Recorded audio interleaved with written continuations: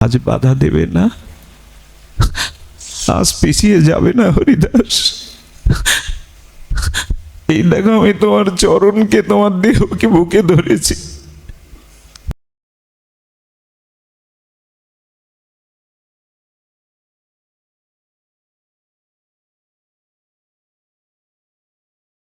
ভক্ত, ভগবান আর ভজন কে সব থেকে দৃঢ়? সবাই মিলে প্রার্থনা করুন, ঠাকুর আমাদের অপরাধ ক্ষমা করে দিও, আমাদেরকে নামে রুচি দাও, নিষ্ঠা দাও, আমরা আবার যেন এভাবে তোমার চরণে মিলিত হয়ে তোমার গুণগানে অতিবাহিত করতে পারি। জয় রাধে, জয় নিতাই গৌর প্রেমানন্দে হরি বল। হরি প্রিয়ে তুলসী কাননং যত্র যত্র পদ্মবনানি চ পুরাণ পাঠনং যত্র তত্র সন্নিহিত হরি।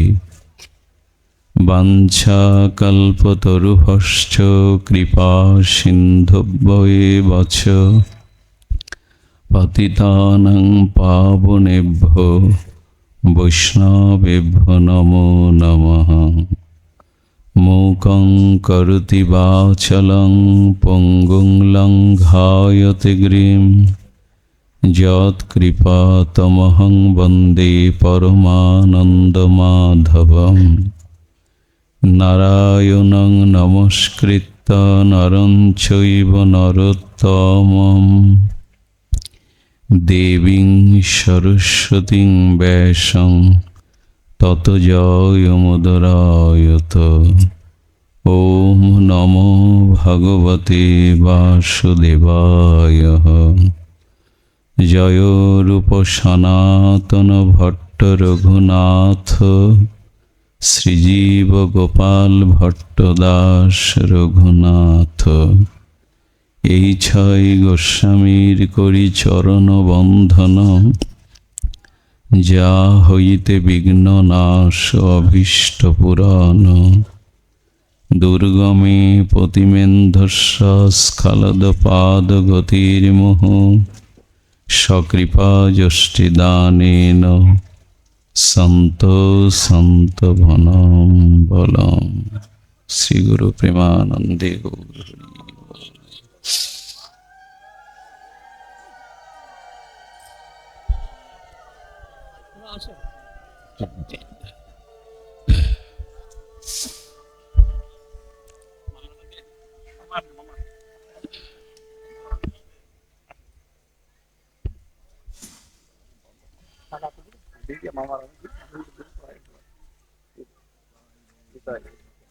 হরি। সবাই একটু ধরে দিন। জয় জয়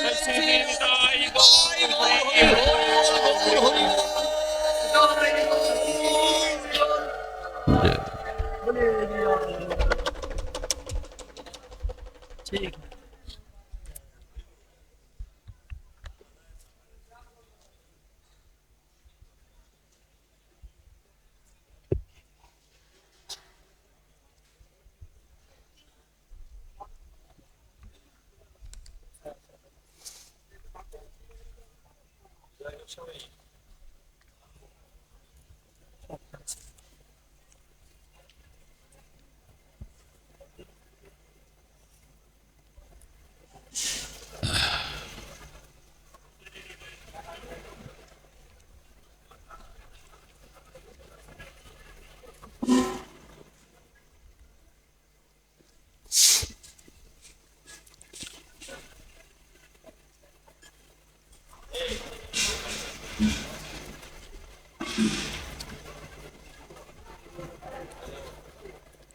করতাম না।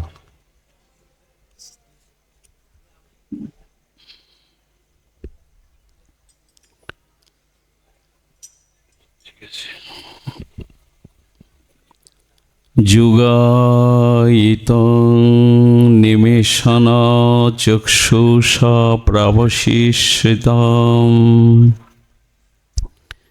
শূন্যয়িতং জগৎ সর্বং গোবিন্দ বিরাহিণ মে।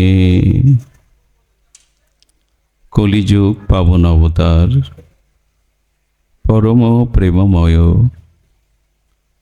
প্রেম পরতত্ত্ব সীমা, রাসবিলাসের চরম পরিণতি, প্রেম বিবর্ত বিলাস শ্রীমূর্তি, পরম করুণা বরুণালয়, শ্রী শ্রী শচীনন্দন নদিয়া বিহারী গৌরহরি, পরম পাবন পতিত উদ্ধারণ পতিত তারণ, নাম প্রেমদাতা শিরোমণি দয়াল নিতাই চাঁদের মহানুকম্পায়, শ্রী শ্রী গান্ধার্বিকা গিরিধারীর অপর মহিমায় অনুকম্পায় করুণায়, শ্রী শ্রী ব্রহ্ম হরিদাস ঠাকুরের পরম ভজনস্থলী বেনাপোল পাটবাড়িতে পূর্ব বৎসরের ন্যায় ঋষিকেশ মাসিস্থ অনন্ত চতুর্দশীর সেই মহামহেন্দ্রক্ষণে শ্রী শ্রী ঠাকুরের মহানির্জানে হরিকথার শুভারম্ভে অস্মাদীয় পরমারাধ্য শ্রীগুরু পাদ পদ্মে পরাধ্য কোটি দণ্ডবৎ প্রণতি। এই ভজনস্থলীর এই মহা মহিমান্বিত শ্রী শ্রী ঠাকুরের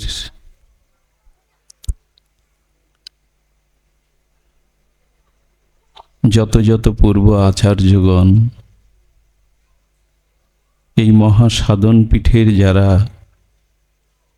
তিল তিল করে অনুরাগ প্রীতি ত্যাগ বৈরাগ্য দিয়ে এটি তার ধারাকে অব্যবহিত রেখেছেন, সেই পূর্ব আচার্যবৃন্দকে স্মরণপূর্বক বন্দনাপূর্বক দণ্ডবাদপূর্বক পূর্ব ভাগবত আচার্যবৃন্দ তাদের চরণ কমল বন্দনাপূর্বক তাদের ফেলালভ ভাগবত উচ্ছিষ্ট অধরামৃত প্রার্থনা করে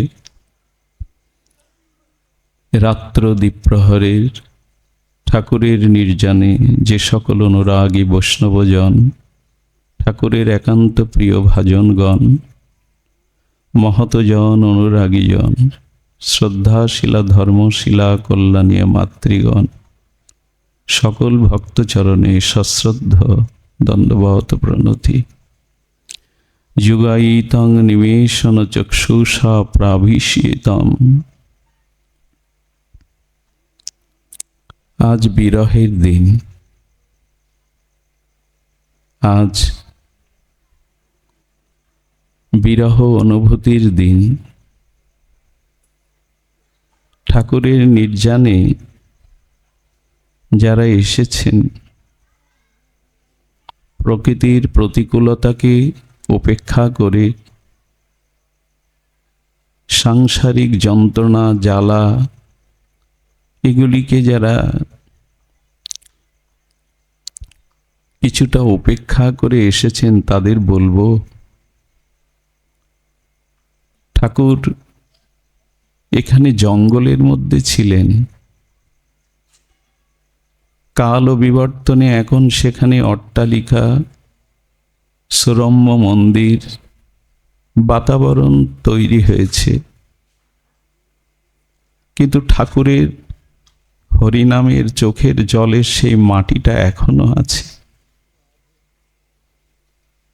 তিনি নামের মধ্যে যে প্রেমাশ্রু ফেলতেন সেই মাটিটা বদলায়নি, মাধবীলতা বদলায়নি, এখানের বাতাস বদলায়নি। এখানে এসে যদি সেই কিঞ্চিত অনুভূতি হৃদয়কে স্পর্শ না করে তবে এখানে আসার যে মূল লক্ষ্য ওটা ব্যাহত হয়। এখানে বলা হয়েছে গোবিন্দ বিরহে একটি পলক যেন যুগের মতো মনে হয়, তবেই তো তাকে পাবে। ভগবৎ প্রাপ্তি, প্রেম ভক্তি,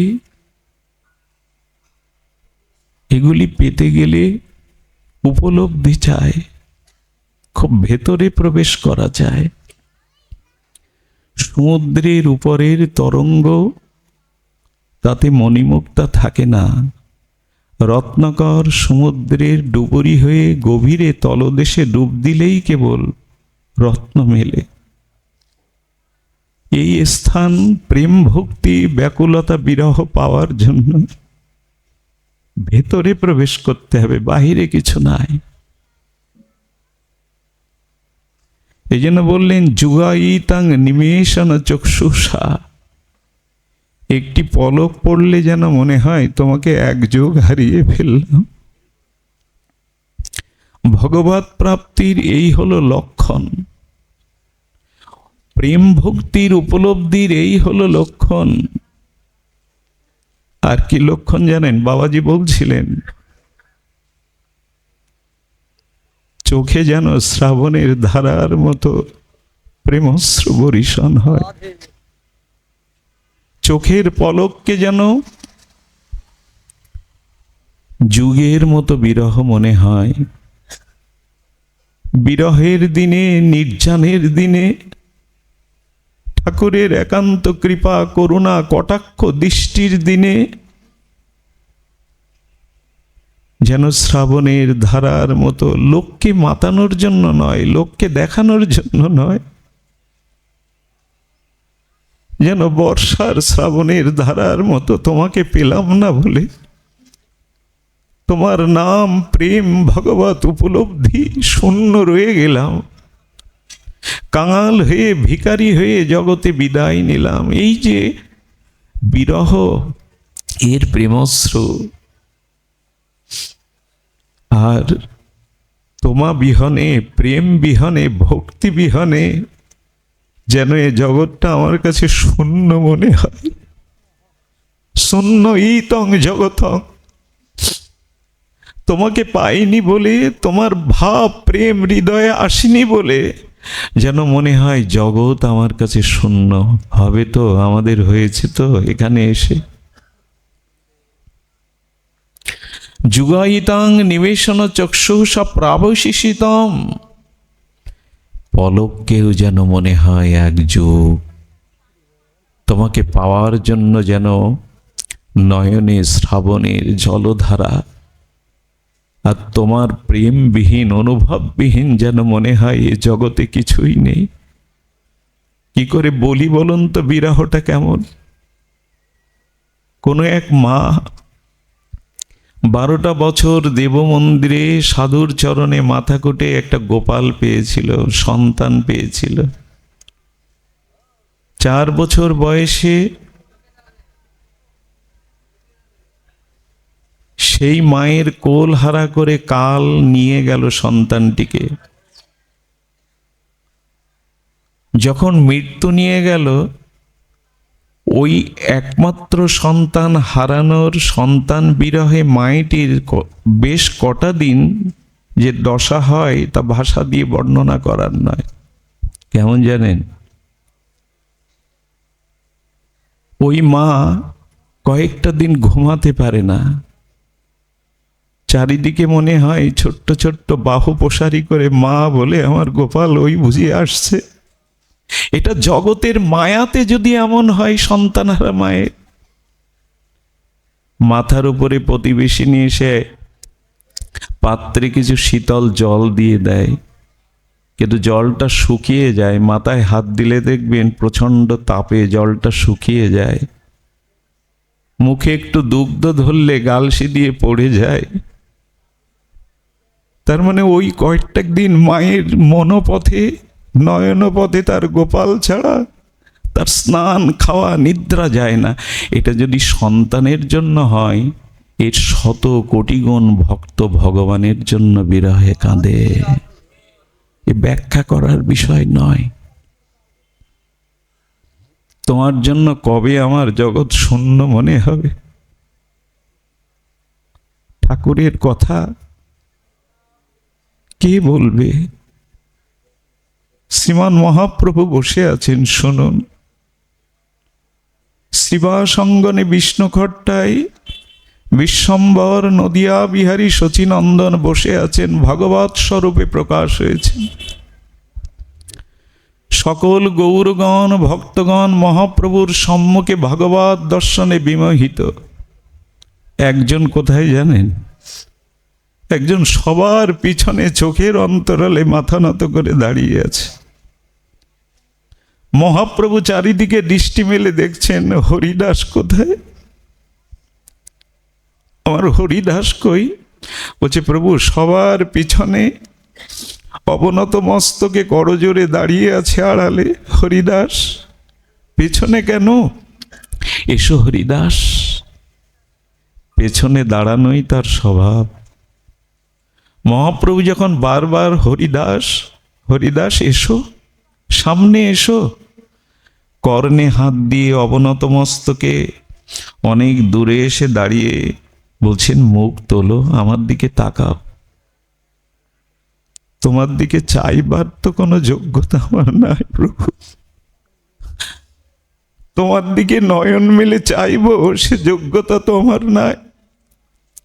হরিদাস, দৈন্য করো না। তোমার দৈন্য বিনয় দেখলে আমার বুক ফেটে যায়। ভক্তের দৈন্যই ভগবানের বুককে বিদীর্ণ করে, অন্য কিছুতে না। এই জগতে যদি কিছু পেতে চান, ঠাকুর হরিদাস জানালেন, দৈন্য চাই। আমি সবার থেকে অধম, সবার পিছে, সবার নিচে। হরিদাস, আজ আমি তোমাকে কিছু দিতে চাই, বলো না, কিছু চাও। প্রভু, চাওয়ার মতো তো যোগ্যতা লাগে। তোমার কাছে চাইবো, এই যোগ্যতা আমার নাই, আবেগ নয়।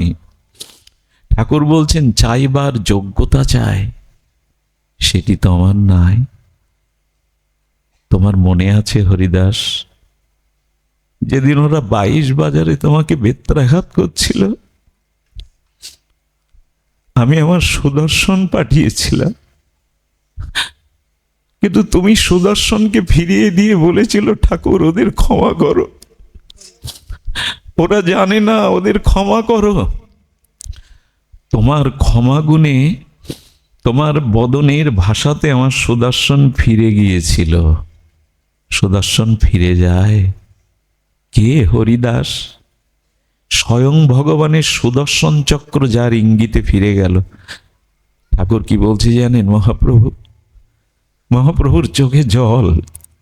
হরিদাস, আমি তখন তোমাকে রক্ষার কোনো উপায় খুঁজে পাচ্ছিলাম না। ঠাকুরও কাঁদছেন, মহাপ্রভুও কাঁদছেন। সেদিন কি করলাম জানো? সেদিন তোমার বুকের উপরে পিঠ দিয়ে ওদের প্রত্যেকটি বেত্রাঘাতের আঘাত আমি আমার পিঠে নিয়েছিলাম। আচ্ছা, যদি বলেন এর প্রমাণ দিতে পারো গৌরহরি? কারণ শুনুন, যখন এই ঘটনা ঘটে তখন মহাপ্রভুর আবির্ভাব। ঠাকুর হরিদাসকে যখন 22 বাজারে বেত্রাঘাত হয়, তার বহু পরে প্রভু অবতীর্ণ হয়েছিলেন। আঘাতটা নিল কি করে? হরিদাস, চিরদিন যে তুমি আমার। আচ্ছা হরিদাস, দেখবে আমার পিঠের দিকে তাকাও। তপ্ত কাঞ্চন বর্ণ, রাধা ভাবকান্তি, গৌর সুন্দর। পিঠটা আগলা করে দেখালেন, প্রতিটা বেত্রাঘাতের কালো দাগ প্রভুর তপ্ত কাঞ্চন অঙ্গে লেগে আছে। আমাকে মারলে আপনার পিঠে ব্যথা বা দাগ, এই ব্যথা বেদনার অনুভূতি হবে তো? হরিদাসকে একবার চিন্তা করুন তো, প্রভু পিঠে করে দাগগুলো রেখে দিয়েছেন জগৎকে দেখাবার জন্য। আমার ভক্তের আঘাত যে আমি বুক পেতে নেই, আমি ছাড়া যে ভক্তের কেউ থাকে না, কেউ নেই।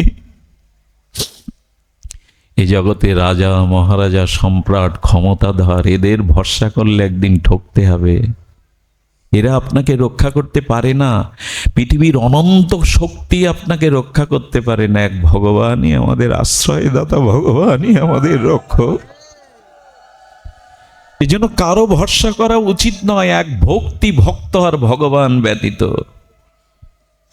পৃথিবীর ইতিহাস বড় নিষ্ঠুর, ইতিহাস কাউকে ক্ষমা করে না। আজকে যার কথায় সমস্ত রাষ্ট্রযন্ত্র চলে, কালকেই তার অস্তিত্ব বিলীন হয়ে যায়। ভরসা যদি করতে হয়, আশ্রয় যদি নিতে হয়, ভগবানের চরণে নাও। হরিদাস, সেদিন তোমার বেত্রাঘাতগুলো আমি অঙ্গে রেখে দিয়েছি। হরিদাস এ কথা শোনার সাথে সাথে মূর্ছিত হয়ে পড়ে গেলে, তার চেতনা নেই। আমার জন্য গৌর হরি এই ব্যথা পেয়েছেন, আমার জন্য তিনি ব্যথা নিয়েছেন। এখানে এসে যারা বাহ্যিক হই হুল্লোড় করে বেড়ায়, ঠাকুর হরিদাস দেখে দেখে কষ্ট পায়। ওগো, এই জঙ্গলে কিছু ছিল না, না খাদ্য, না ঘর। আমি তোমাদের কল্যাণের জন্য বছরের পর বছর এখানে ভজন করে গেছি। তোমরা আসবে, তোমরা এই ভজন কৃপা অনুভূতি নেবে।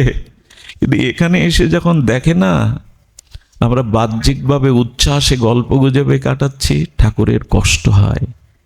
কোনো স্থানে গেলে সেই স্থানের মহিমার মর্যাদা দিতে হয়, নালে অপরাধ হয়। আজকের দিনটা অন্য দিনের মতো না গো।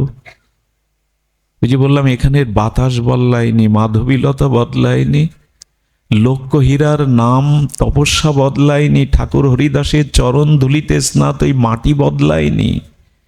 এখনো কাঁধ মারলে এখানে হৃদয় দিয়ে অনুভূতিগুলো পাবেন। যে বোঝে, যার অনুভব আছে, সে পায়। হরিদাসকে মুখে জলের ছিটা দিয়ে যখন চেতনা ফিরল, হরিদাস বারবার কাঁদছে আর পড়ে যাচ্ছে। আমার জন্য তুমি ব্যথা বুক পেতে নিয়েছ গৌর হরি। মহাপ্রভু বলছেন, হরিদাস, আমি তো ব্রজে গোপীদের উপর ইন্দ্রের বজ্র বৃষ্টির সেই সপ্ত দিবসে তাদেরকে গিরিরাজ ধারণ করে আশ্রয় দিলাম। ভক্তকে রক্ষা করাই তো আমার ব্রত। তুমি এতে মূর্ছিত হয়ে পড়ে যাচ্ছ কেন? এটা নূতন কথা নয়। আমি পাণ্ডবদেরও রক্ষা করেছিলাম কুরুক্ষেত্রে, তোমার মতো ভক্তকে। হরিদাস আবার মূর্ছিত হয়ে পড়লেন। উঠে কি বললেন জানেন? প্রভু, ভক্তকে তুমি রক্ষা করো, এ তোমার প্রতিজ্ঞা। কোন্তেও প্রতি জানাহি নমে ভক্ত প্রণশ্যতি। পাণ্ডবরা তোমার নিজজন, গোপীরা তোমার প্রাণ, তুমি তাদের জীবন, তুমি তাদের একান্ত নয়নের ধন। তুমি গোপীদের রক্ষা করেছো, ব্রজবাসীদের রক্ষা করেছো, পাণ্ডবদের রক্ষা করেছো, তারা তোমার ভক্ত বলে। কিন্তু আমার মতো দুরাচারী পামর পাপর এ জগতে তো নাই। তুমি আমাকে কেন রক্ষা করবে? আহা, কি অনুভূতি বলুন তো। তুমি ব্রজবাসীদের তোমার একান্ত জন, তাদের রক্ষা করা তোমার কর্তব্য। যারা তোমার চরণে শরণাগতিতে এসেছে, পৃথিবীর কোনো মৃত্যু, পৃথিবীর কোনো ভয় তাদের ভীত করতে পারে না। ওটা পাণ্ডবদের মতো তোমার সজ্জন, নিজজন। ব্রজবাসীরা তোমার জীবন, তোমার প্রাণ, তুমি তাদের জীবন ও ধন, আশ্রয়। তাদের রক্ষা করব। আমার মতো পাপী পাষণ্ড হীনকে কেন তুমি রক্ষা করবে? হরিদাস, কে বলেছে তুমি হীন? তুমি তো আমার জন, আমার হৃদয়ের জন। হরিদাস, একটা কিছু চাও আজ? আচ্ছা, এখানে এসে কি চাইবো বলতে পারেন? আপনারা আমাকে একটু জানিয়ে দিতে পারেন ভগবানের সাথে কি চাইতে হয়? এটাও শিখতে হয় সাধু সঙ্গে, গুরু কৃপায়, মহৎ কৃপায়। কি চাইলেন জানেন? কল্পনাও করতে পারবো না। ঠাকুর যা চাইলেন তা আমাদের কল্পনাতেও আসবে না। ঠাকুর বললেন, আমার প্রাপ্তির যোগ্যতা নাই, তবে বারবার যখন বলছো এই দাও, প্রভু আমার ভজন নাই, আমার সাধনও নাই, আমি তোমার প্রেম ভক্তি নাম অনিষ্ঠা কিঞ্চিত নাই, তবে যদি বর দিতে চাও দাও না, তোমার কোনো ভক্তের দাসের অনুদাস করে আমায় দাও। চাওয়াটা লক্ষ্য করুন, তোমার কোনো ভক্তের দাসের অনুদাস করে দাও আমায়। এইটুকু অন্তত কৃপা করো গৌর হরি, তোমার দাসেরও অনুদাস করে কার দাস করে দাও। আমরা এটা চাইতো যে আমাকে ভক্তের দাস করো, তোমার দাসের দাস করো। ভগবত ভজনে, ভগবত আরাধনে কিছু পাওয়া যাবে না যতদিন গৌর দাসের, গোবিন্দ দাসের আমরা আশ্রয় বা কৃপা না নেব। ঠাকুর বললেন, দাস হওয়ার যোগ্যতা নেই, তোমার দাস হব এ যোগ্যতা নেই, তোমার দাসেরও অনুদাস করে আমাকে দাও। হরিদাস আর কি চায়? বলো, তাদের উচ্ছিষ্ট ভোজি করো, যেমন দাসের যেন উচ্ছিষ্ট ভোজন করতে পারে। হরিদাস আরো কিছু চাও। পরেরটা চাওয়ার সে ভাষা আমার নেই।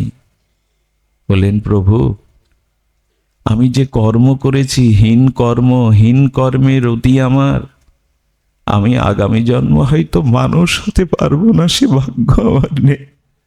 ব্রহ্ম হরিদাস ঠাকুর বলছেন, আমার ভজন নেই, দীনতা নেই, নিষ্ঠা নেই, রুচি নেই, আমি ভজন করিনি, আগামী জন্ম মনুষ্য জন্ম পাওয়ার কোনো যোগ্যতাই আমার নেই। তুমি আগামী জন্মে আমাকে কুকুর করে জন্ম দিও, যদি জন্ম দিতে হয় কুকুর করে জন্ম দিও। কল্পনা করতে পারবেন, মহাপ্রভু বর দিতে চাইছেন, হরিদাস এই চাইছে। হরিদাসের কোনো কথা কপট করে বলা নাই, বানিয়ে বলা নাই, মনের হৃদয়স্থলের অভ্যন্তরীণ মর্ম উপলব্ধির কথা। প্রভু ভজন করিনি, উদ্ধার হবার মতো চেষ্টা করিনি, তবে যদি কুকুর হই একটা দাবি আছে, একটা প্রার্থনা আছে চরণে, তুমি তোমার ভক্তের দ্বারের কুকুর করো, যেন প্রসাদ পায়, উচ্ছিষ্ট পায়। প্রভু কাঁদছেন। হরিদাস বলে, হ্যাঁ প্রভু, এটা ছাড়া এই জীবধমের আর চাইবার কিছু নেই। আজ আমরা কি চাইবো এখানে? ওটাই চান, তোমার দাসের অনুদাসের দাস করো, বৈষ্ণবের উচ্ছিষ্ট, মহতের উচ্ছিষ্ট পাওয়ার যোগ্যতা দাও গৌর। হে প্রাণারাম, হে প্রিয় পরম, এটা ছাড়া আমার চাওয়ার নেই। আমরা কি চাইবো? হরিদাস কি চাইবো? গোবিন্দ কি চাইছে জানেন? স্বয়ং অখণ্ড পরতত্ত্ব ভগবান বলছেন, ভক্তের পায়ের ধুলি নেওয়ার আমার খুব লোভ, কিন্তু তোমরা তো দেবে না।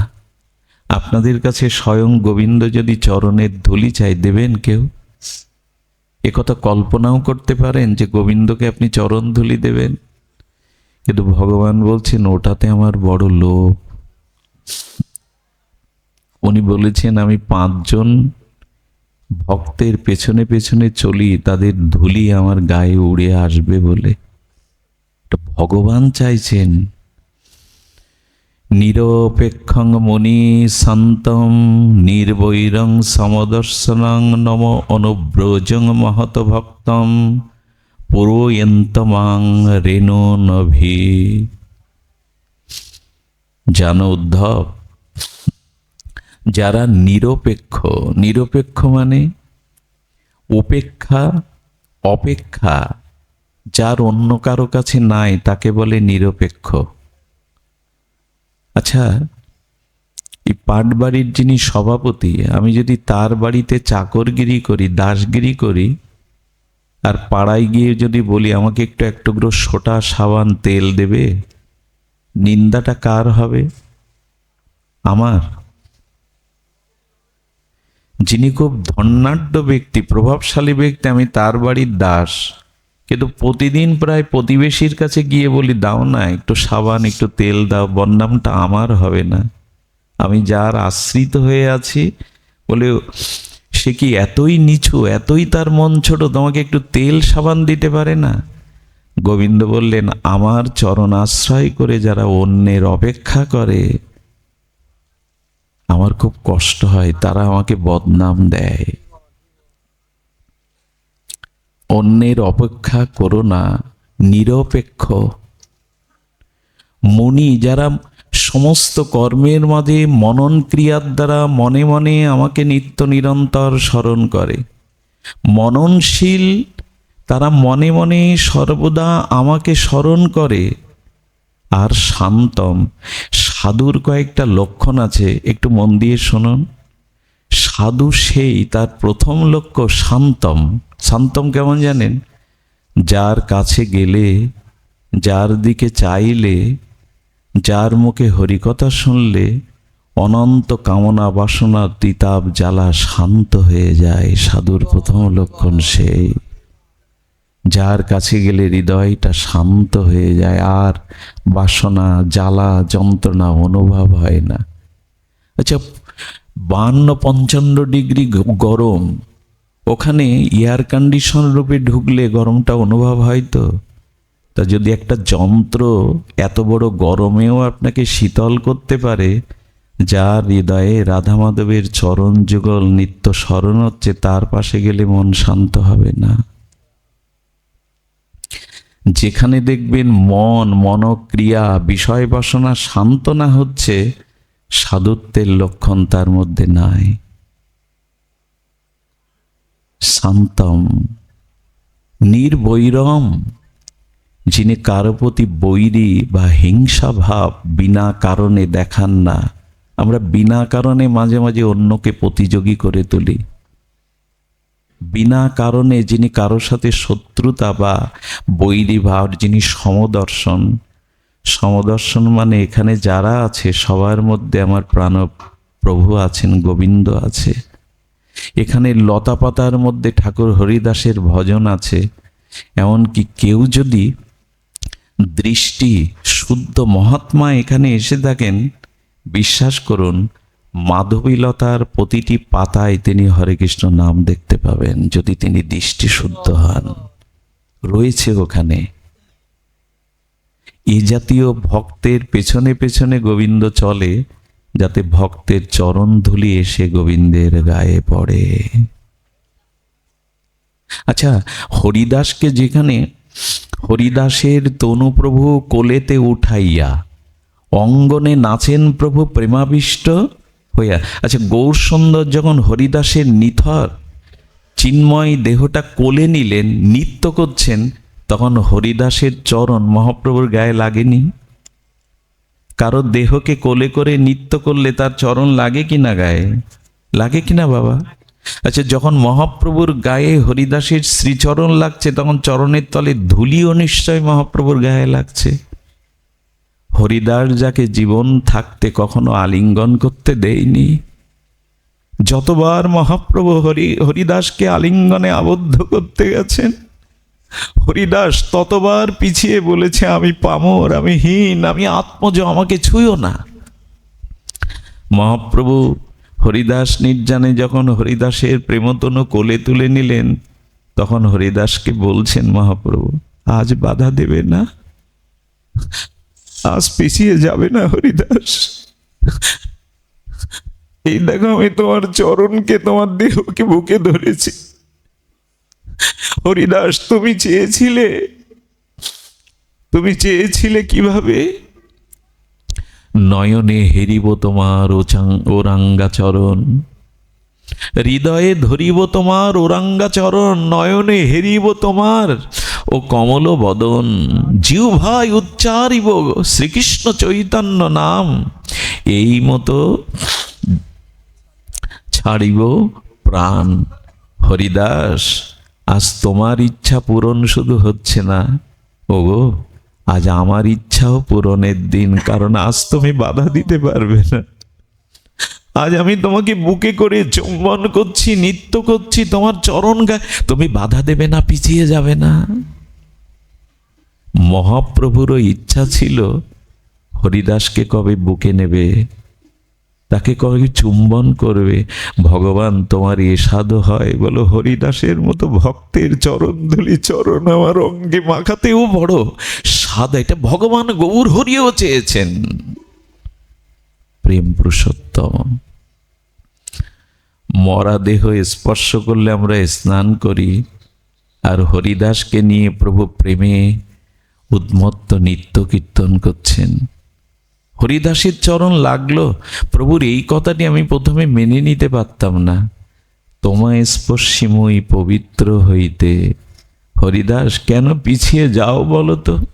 আমি তোমাকে স্পর্শ আলিঙ্গন করতে চাচ্ছি, আমি পবিত্র হওয়ার জন্য, তোমাকে পবিত্র করবার জন্য না।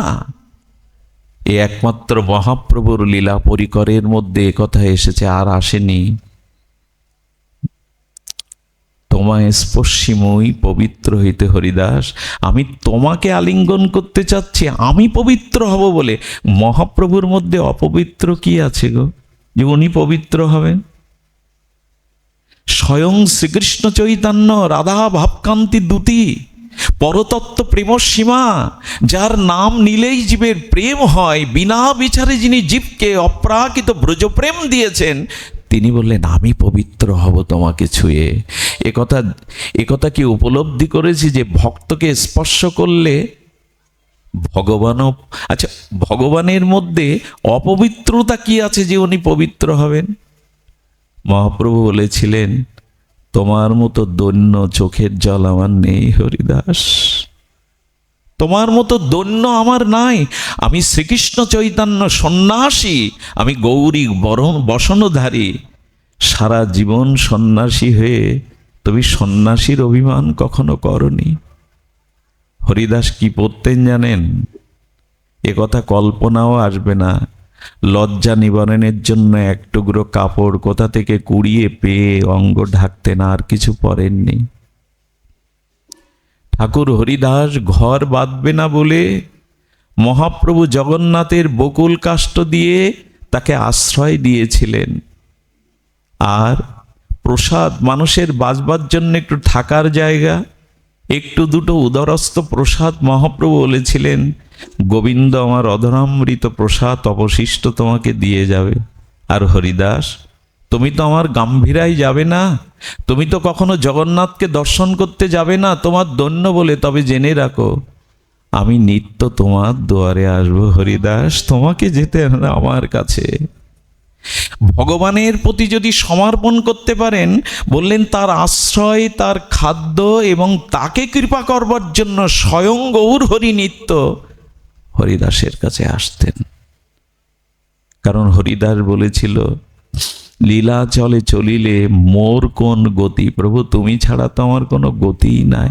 তো যার ভগবান ছাড়া গতি নাই, ভগবান তো তার সব ভার নেবেন গো।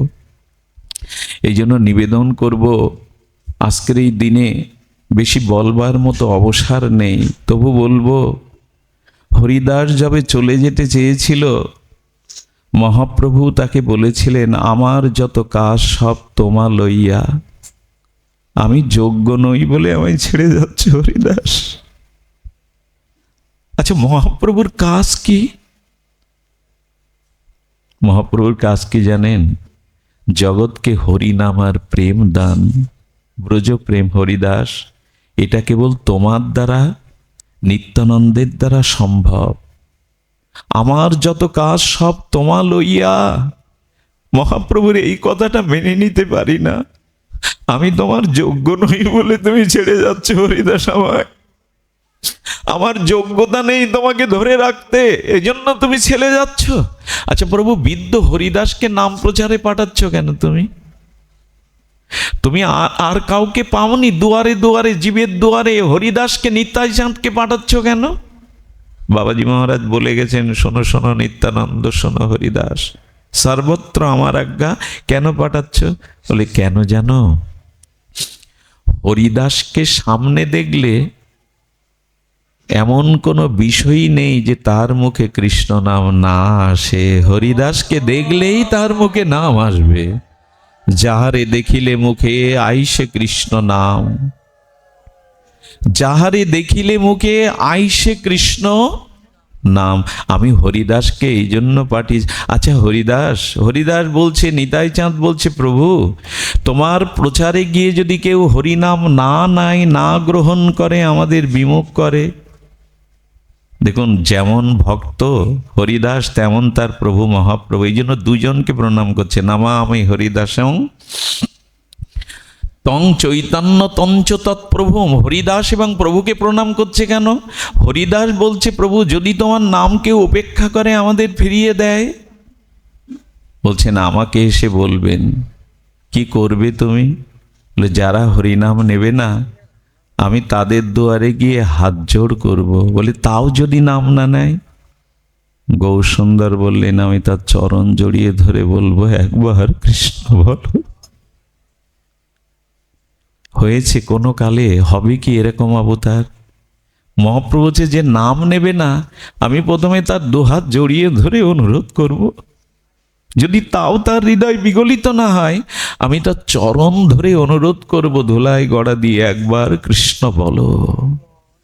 এ মন্ত্র আমাদের কানে আসেনি, এ আহ্বান আমাদের কানে আসেনি, তাহলে নাম ছাড়া থাকতে পারতাম না।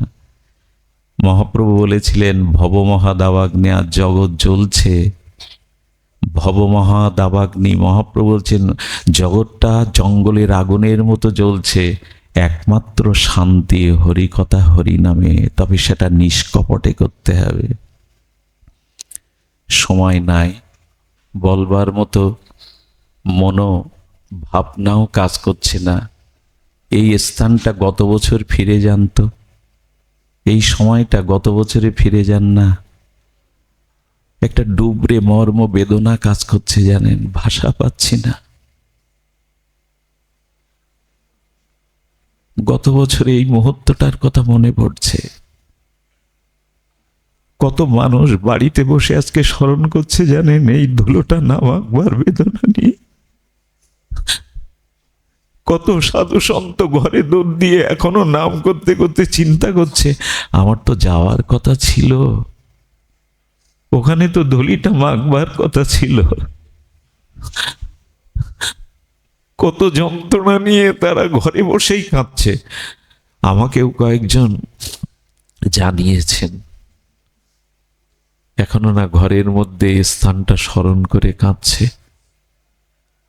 এজন্য বড় ব্যথা বুকে, যন্ত্রণা বুকে, বলবার ভাষাও পাচ্ছি না। তবু এইটুকু বলবো, ঠাকুর, সমস্ত প্রতিকূলতার মধ্যে আমরা তোমাকে ভুলিনি ঠাকুর। তুমি জগতের জন্য সব দিয়ে গেছো, আমাদেরকে করুণার সাগরে ভাসিয়ে গেছো। দেখো আমরা ভুলিনি। জানেন, এই পৃথিবীতে সব থেকে হতভাগা কে জানেন? যার চলে যাওয়ার পরে দুফোঁটা অশ্রু ফেলবার মতো জগতে কেউ নেই, সেই হতভাগা। ঠাকুর, আমরা তোমার হতভাগ্য সন্তান হলেও দেখো ঠাকুর, তোমার নির্জনে আজ মানুষ চোখের জল ফেলছে, তোমার নির্জনে কেউ স্মরণ করছে।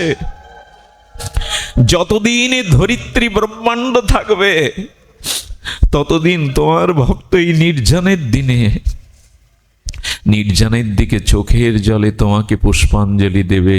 হরিদাসের দেহটা যখন নিয়ে যাচ্ছেন না মহাপ্রভু, একটা ঘটনা ঘটেছিল, এখন এটা স্মরণের সময়। যখন বকুল সিদ্ধ বকুলতলা থেকে হরিদাসের দেহটা প্রভু নিবেন, ভক্তরা নিবেন, তখন হঠাৎ সিদ্ধ বকুল থেকে কয়েক ফোঁটা জল আর কয়েকটা সুগন্ধি বকুল ফুল ঝরে পড়ল হরিদাসের বুকে। মহাপ্রভু তাকিয়ে দেখছেন সিদ্ধ বকুল কাঁদছে আর বলছে, ঠাকুর আর নাম শোনাবে না আমায়? তুমি নাম করবে বলেই মহাপ্রভু আমাকে সৃষ্টি করেছিলেন, আর নাম শোনাবে না আমায়? প্রভু, তোমার সেই মধুর সংকীর্তন নাম আর শুনতে পাবো না। আচ্ছা, বিদায় বেলা তোমাকে কি উপহার দেব, কি দিয়ে তোমায় বিদায় জানাবো? মহাপ্রভু দেখছেন সিদ্ধ বকুল কয়েক ফোঁটা বিরহ অশ্রু হরিদাসের গায়ে দিলেন, বকুল ফুল দিলেন। সমুদ্র তীরে যখন ঠাকুর হরিদাসকে মহাপ্রভু রেখে, শুনুন, খুব ধ্যান দিয়ে কতটি শুনুন, এই তরঙ্গ যেন আপনার হৃদয়ে এখন ওঠে। মহাপ্রভু দেখলেন পুরীর সমুদ্র উত্তাল তরঙ্গায়িত আরো দ্বিগুণ হয়ে হু হু করে কেঁদে কেঁদে হরিদাসের চরণ ছোঁয়ার জন্য কাঁদছে। সমুদ্র কাঁদছে। মহাপ্রভু বলছেন, ওই দেখো হু হু শব্দে যেন সমুদ্র কাঁদছে হরিদাসের বিরহে। ঠাকুর আর কে নাম শোনাবে আমায়? কাঁদছে। সমুদ্র কাঁদল, সিদ্ধ বকুল কাঁদল, আমার গৌর হরি কাঁদল, শুধু আমার নয়নে তোমার বিরহে জল এলো না। বাবাজি বলছিলেন, অনেক জন্মের অপরাধ জমাট বাঁধা থাকলে হরিদাস নির্জানে চোখে জল না আসে তার, যার অনেক জন্মের জমাট বাঁধা অপরাধ আছে। মাঝে মাঝে ঘরে দৌড় দিয়ে আড়ালে কাঁদতে চেষ্টা করবেন, হরিদাস বলে গৌর বলে, অনেক জন্মের বোঝা নেমে যাবে। জানে, আমাদের ভজনটা কান্নার, অন্য কিছু নয়। মহাপ্রভু, বিষ্ণুপ্রিয়া দেবী, সচিমা এরা ভজন করেছেন চোখের জলে, তবে শ্রোতাদের মনোরঞ্জনের জন্য না, আসর মাতানোর জন্য না। আমাদের ভজন অন্য কিছু না। গৌরাঙ্গ বলিতে হবে পুলক শরীর, হরি হরি বলিতে নয়নে বহিনী। কবে হবে? যখন বালু দিতে যাই মহাপ্রভু, সেটা তো দিনের বেলা, বালুগুলো তপ্ত হয়ে গেছে। হরিদাসের বালু সমাধিতে মহাপ্রভু বালু দিতে গিয়ে কেঁদে কেঁদে বালুগুলো ভিজিয়ে নিচ্ছে। তোমার অঙ্গে কি করে তপ্ত বালু দেব হরিদাস?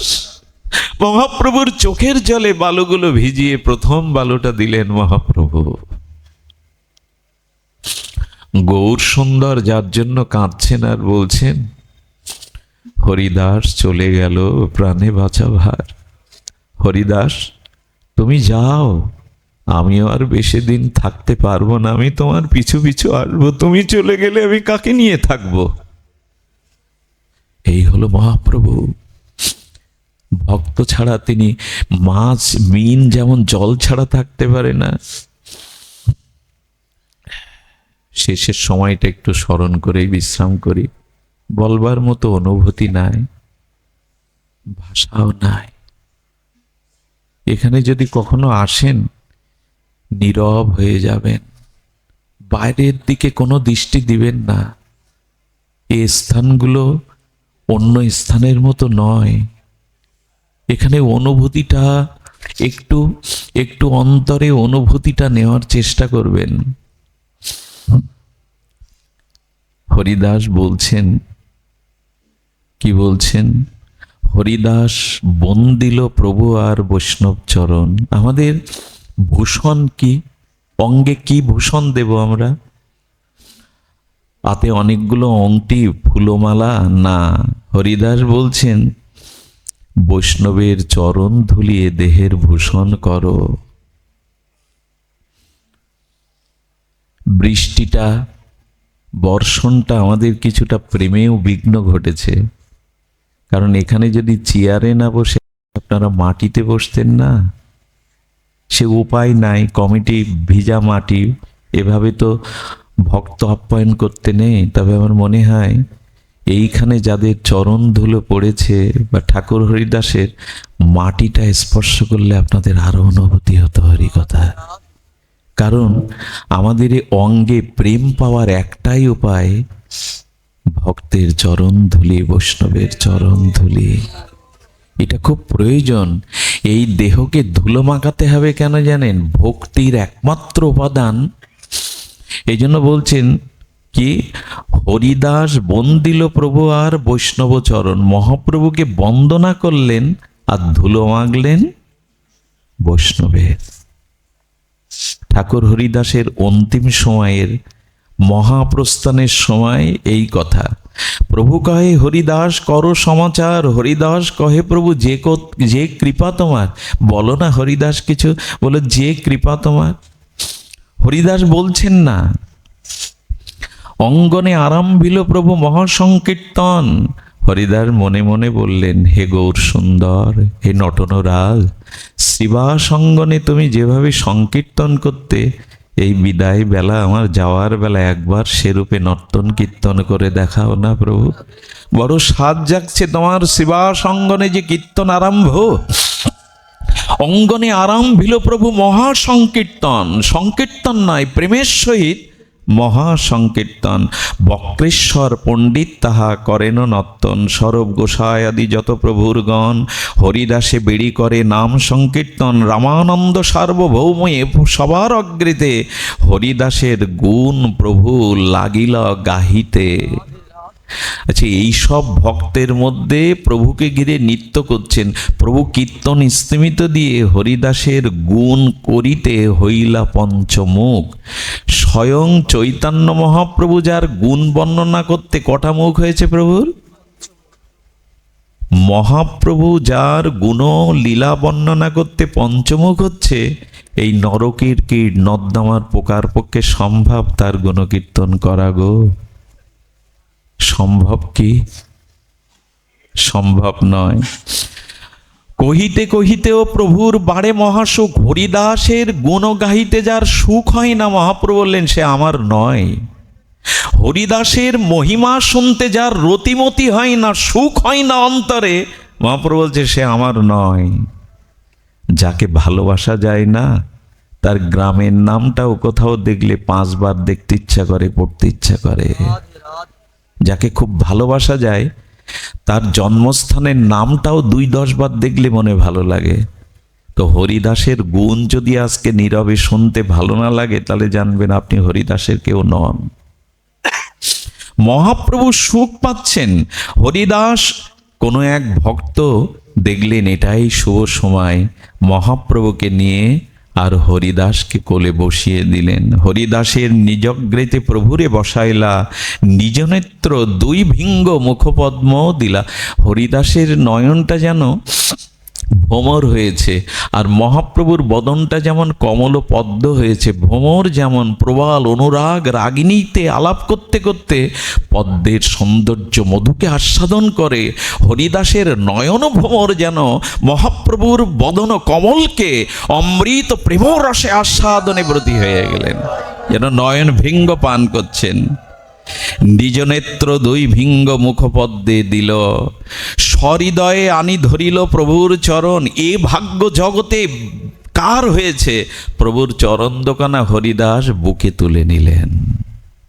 হৃদয়ে ধরিব তোমার। আহা, এ কথা ভাবলেই প্রেম হয়, এ কথা ভাবলেই করুণা হয়। সব ভক্তের পদরেণু মস্তকে ভূষণ, ভক্তের চরণ ধুলিগুলো, গৌর সুন্দরের চরণ নিয়েছে বুকে, আর ভক্তের চরণ ধুলি নিয়েছে মাথায়, আর জিহ্বাতে শ্রীকৃষ্ণ চৈতন্য। পৃথিবীতে এমনি ভক্ত আর কে আছে যার বিদায় বেলা এই ত্রয়ী ভাবে তিনি বিবাহিত হলেন। শ্রীকৃষ্ণ শব্দ বলে বারবার, প্রভু মুখ মাধুরী পেয়ে জলনেত্রধার। শ্রীকৃষ্ণ চৈতন্য শব্দ করিতে উচ্চারণ, নামের সহিত প্রাণ করিল উৎক্রামণ। হরিদাসের ইচ্ছা যবে হইল চলিতে, আমার শকতি তারে নারিল রাখিতে। মহাপ্রভু বলছেন, হরিদাসের যখন ইচ্ছা হলো যাবার, আমার শক্তি নেই তাকে রাখবার।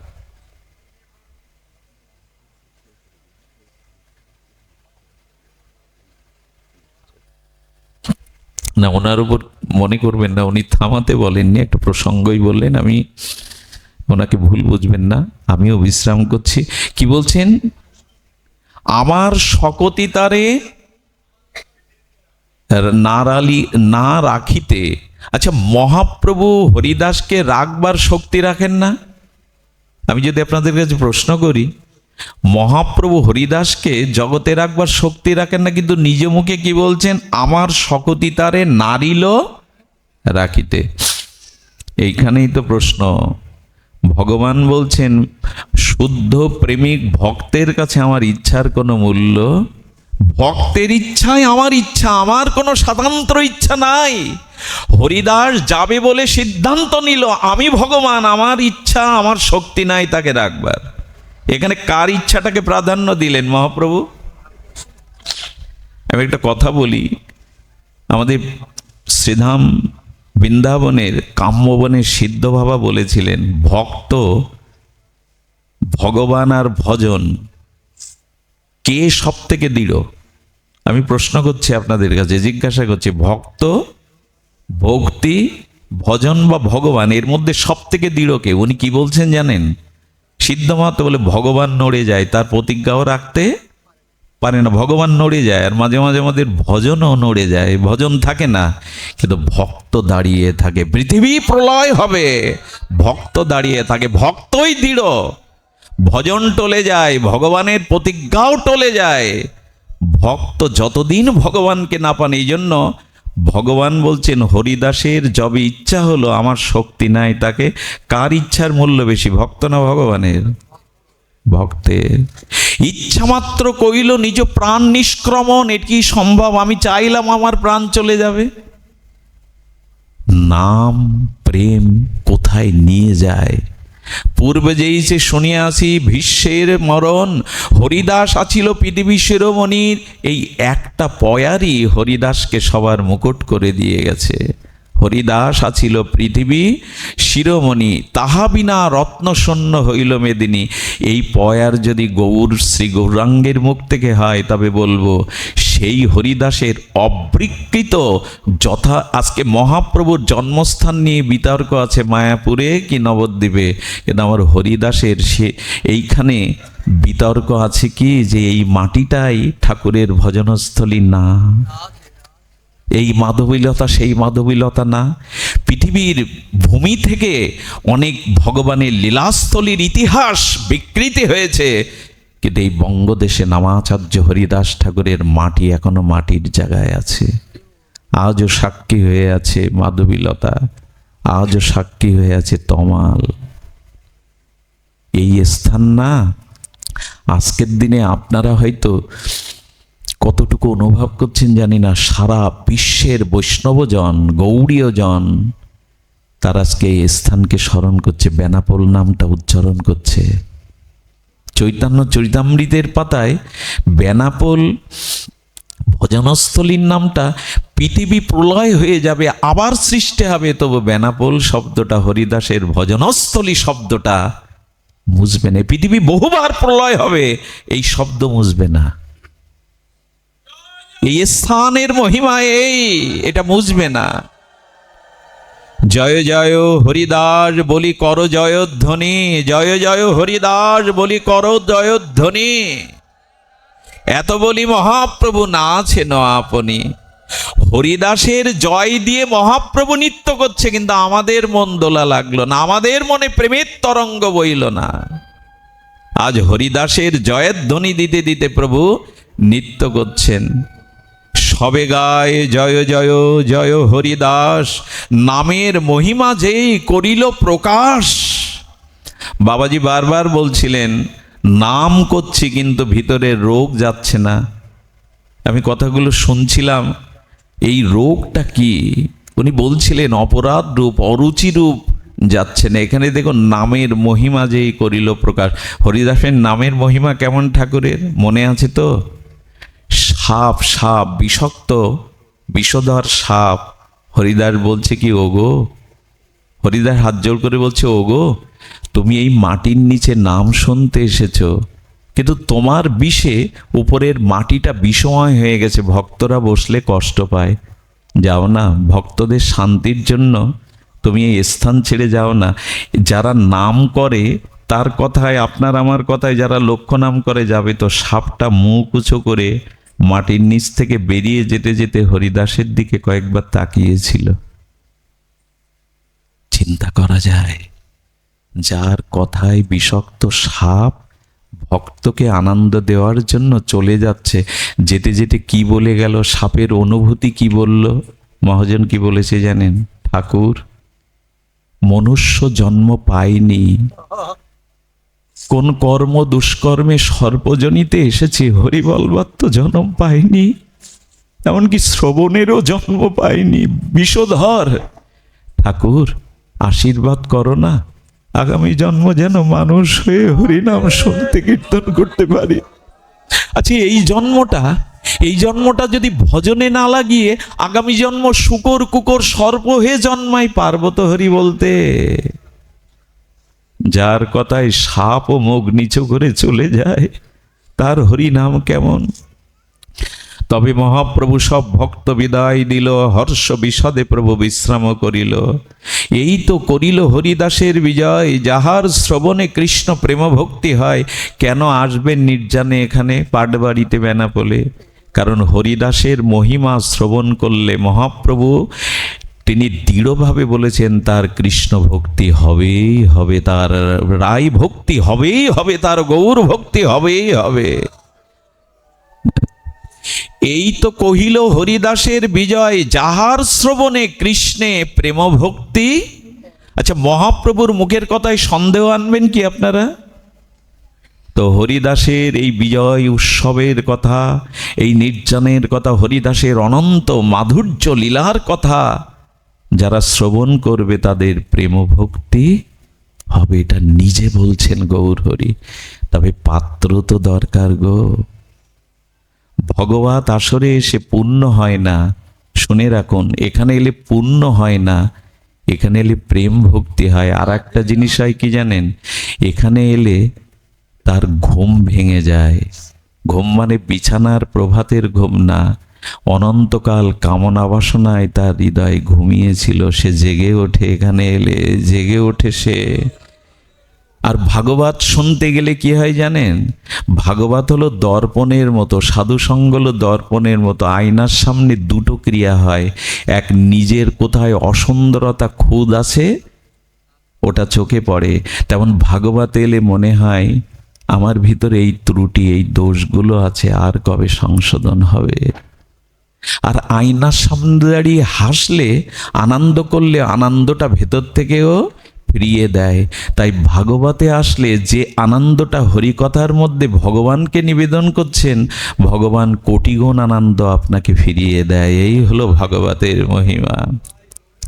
চৈতন্যের ভক্তবৎসলা হইতে ইহাতেও জানি, ভক্তবাঞ্ছা পূর্ণ কইল ন্যাসী শিরোমণি।